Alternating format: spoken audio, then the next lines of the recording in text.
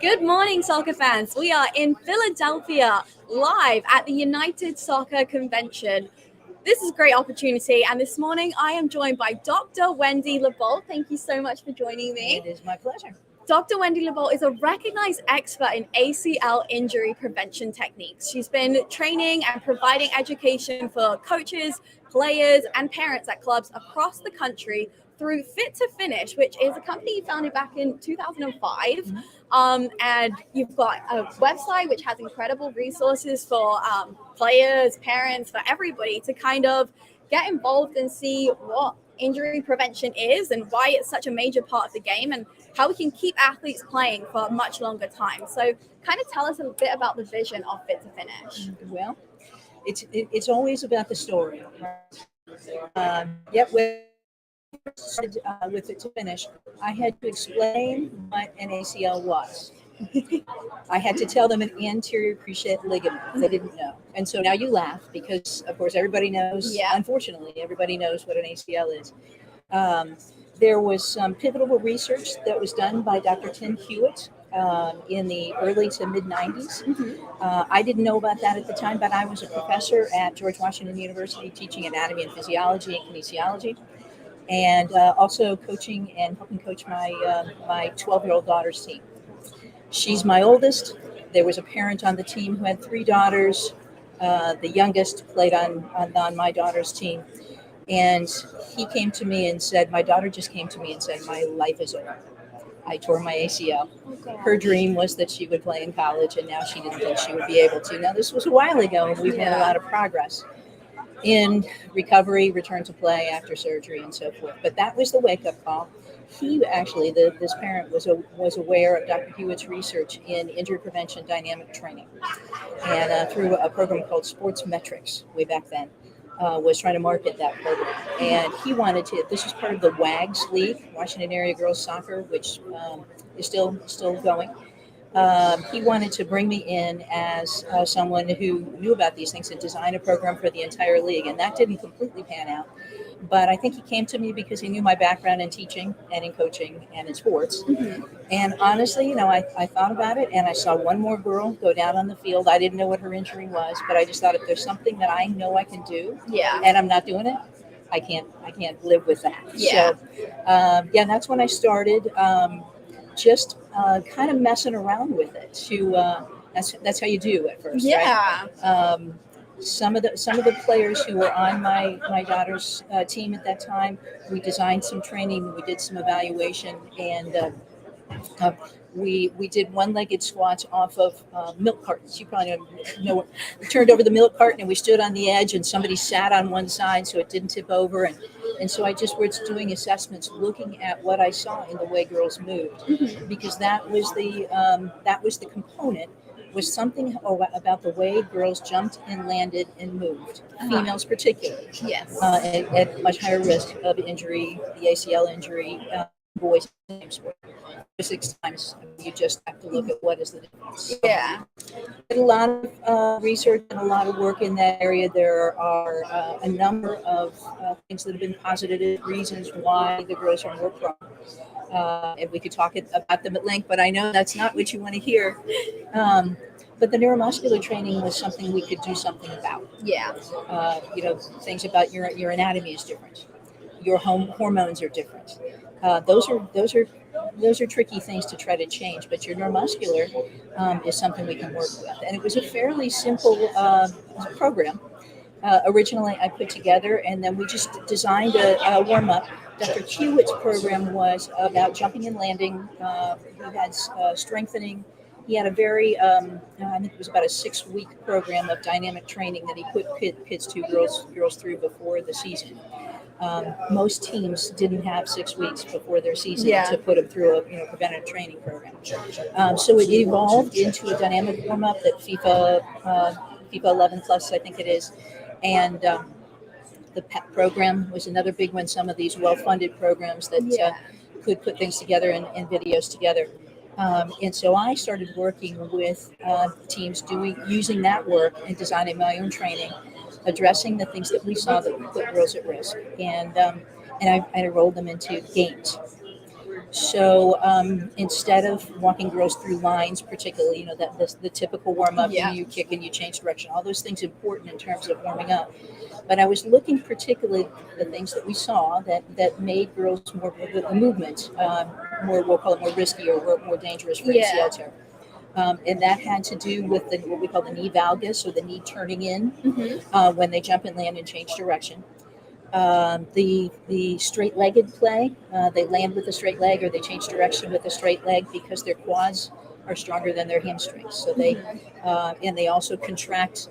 We find the timing of the contraction related the hamstring to the quad ratio is split second different in girls. So there's a neuromuscular.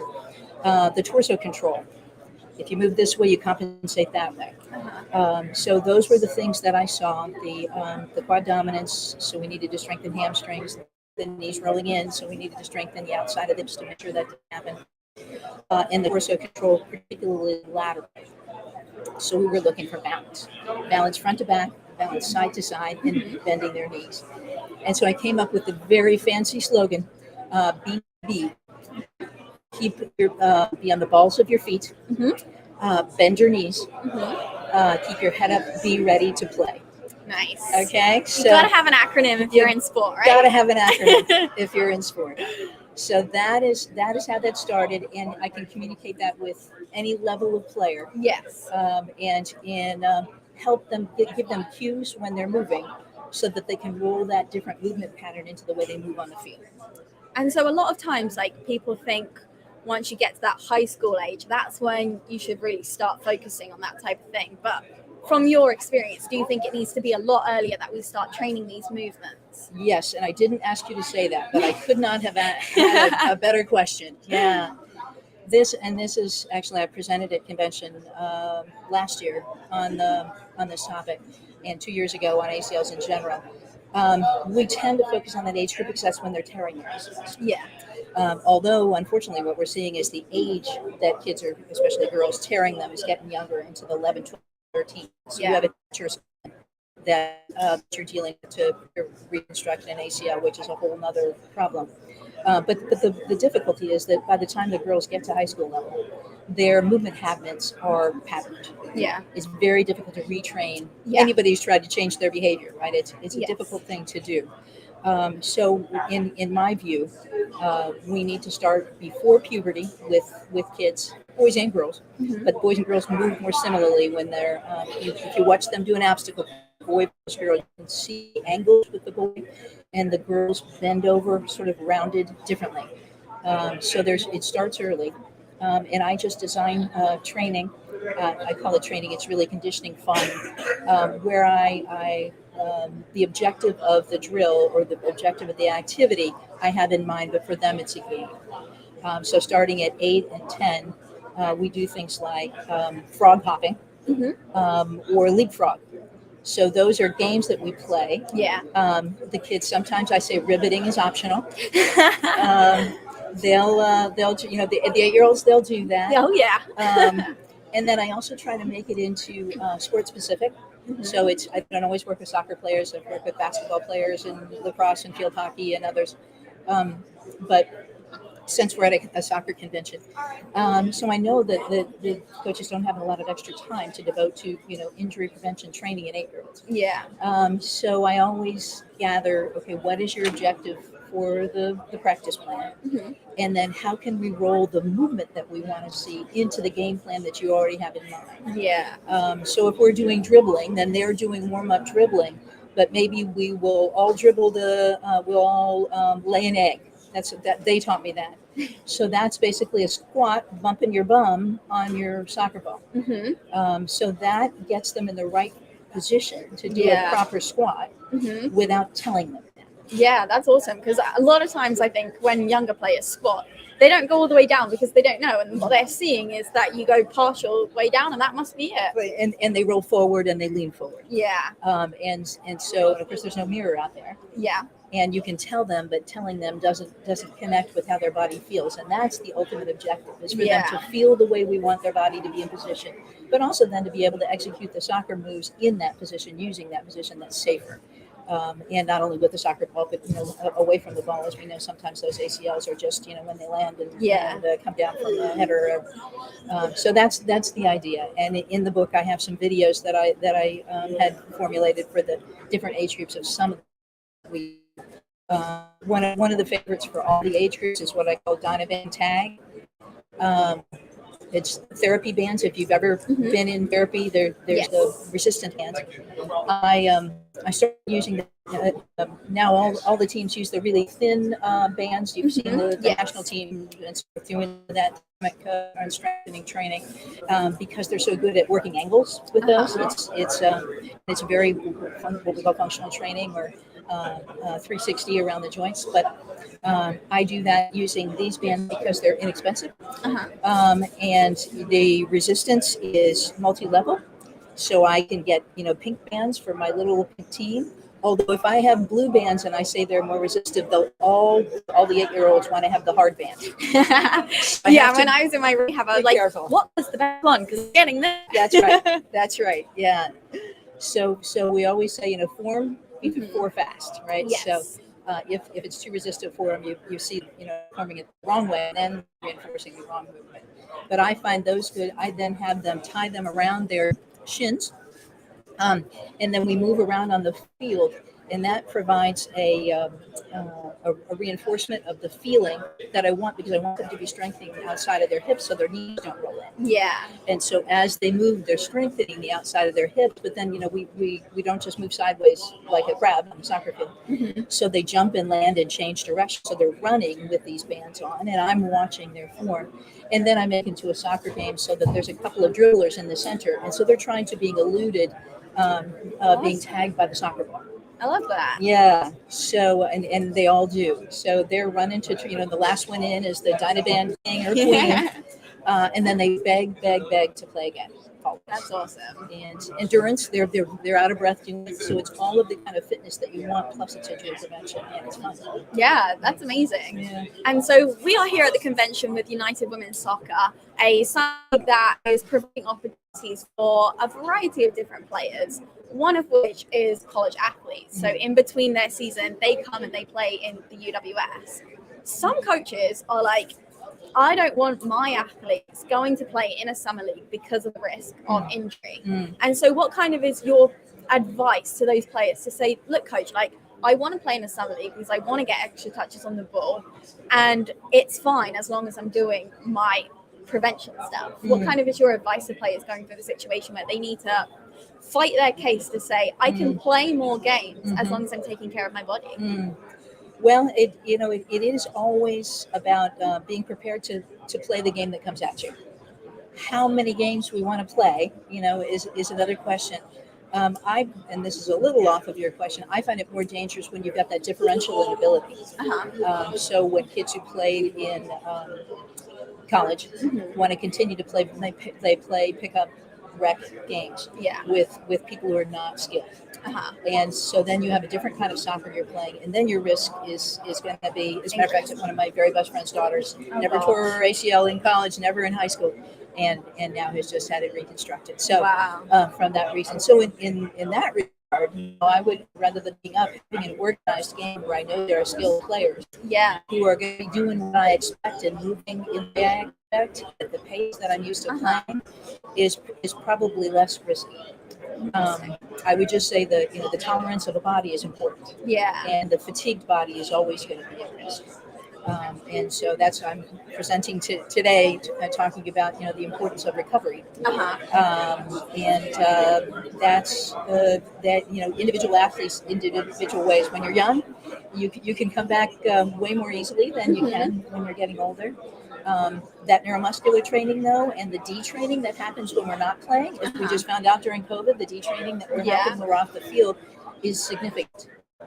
So you've got. I don't think I've answered your question, but I think no, you've I love got the it both advice ways. of saying instead of me going out and training by myself, and then I see players at the field and I say, hey, let's train together, and maybe that's not the right level that you should be at because it's the mixed ability. Whereas if you play for a summer team, you're with other like-minded players who are of that similar ability. So I think that is a great argument and case to say, as long as I'm in the right place and I'm taking care of my body and I understand that I do need to do preventative stuff, but when I'm in the game, like I'm playing amongst players who are in my same caliber, then I'm in a good environment. Yeah, so. No, I think so. And, the important thing, of course, is it takes a lot of discipline to do injury prevention training on your own. Yes.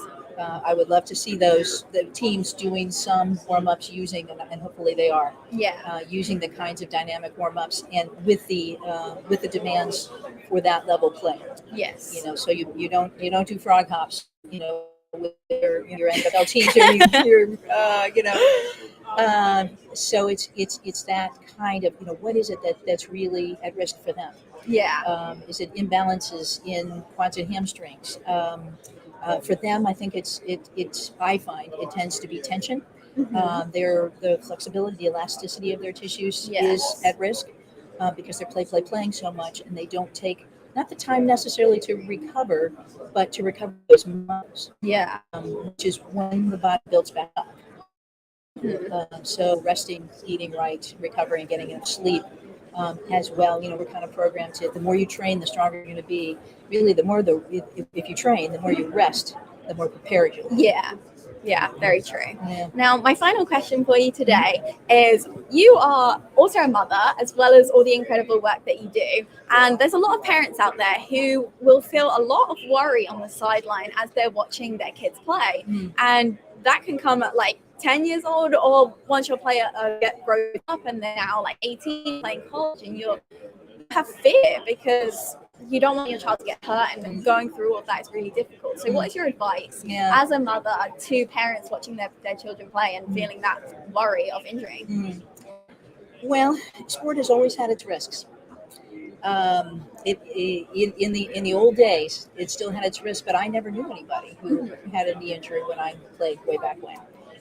So I understand that. As a matter of fact, I teach at William & Mary. I had a student in my class who competed on the e-sport team because his parents were too worried about him playing in athletics. I not have heard that before. So I always, risk goes both ways. If we do play, there's the risk that an injury might take place on the field. If we don't play, the risk of dishealth is huge. Yeah. So we've got to all be playing something. When you're playing at a higher level, when the ball is moving so quickly, and we know the risk of injury. Our oldest daughter played at quite a high level, and I just heard myself, she played with the high school team as well as the club team, and I was always worried about the kind of play that was, I called it rock'em sock'em soccer on the high school teams, that not a lot of force, a lot of big bodies, not so much finesse and skill, so that would be that differential. I just I wanted to send her out and say, just don't get hurt. But there's no way to play just don't get hurt. So I think, if you want to activate on being as prepared as you possibly can.